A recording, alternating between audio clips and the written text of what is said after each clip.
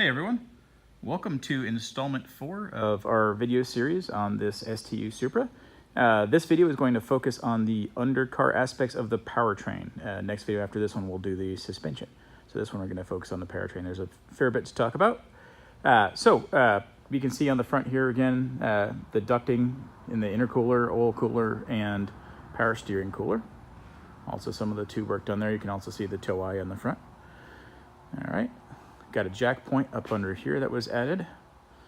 And then you can see right here, I'm gonna get down on one knee so you can see a little better, that really pretty billet oil pan. That's part of the daily dry sump system. Like I said, it is a CNC billet oil dry sump.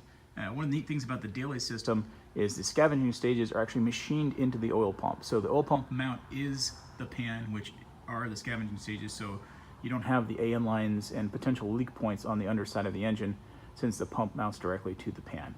A really neat system, very beautiful, very clean, and also gives you really nice clearance for dropping the motor down for a little more lower center of gravity there.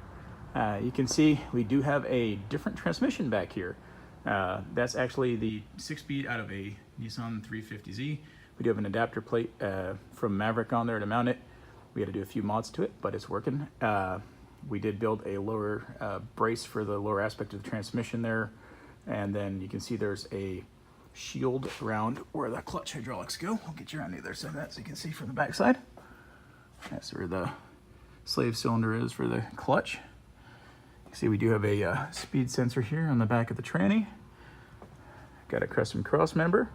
And then this is the exhaust system. So you can see we did use a flat system since the car does sit considerably lower than stock.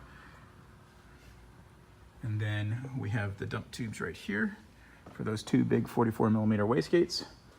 And that's the downpipe as it goes up into the engine bay. So pretty cool.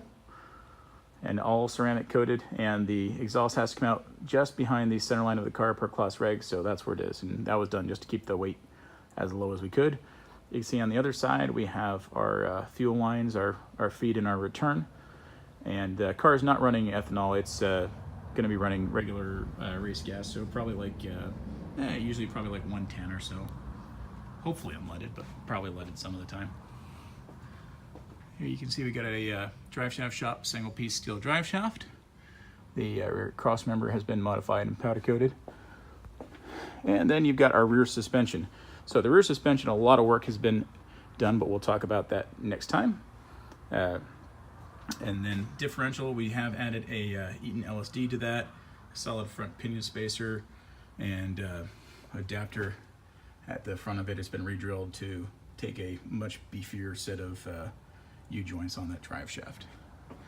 And then you can see underside of the fuel cell, rear jack point, and that's about it for the powertrain. All right, once again, that's hashtag DDPR Supra or hashtag STU Supra. And I will be back with the next video on the suspension.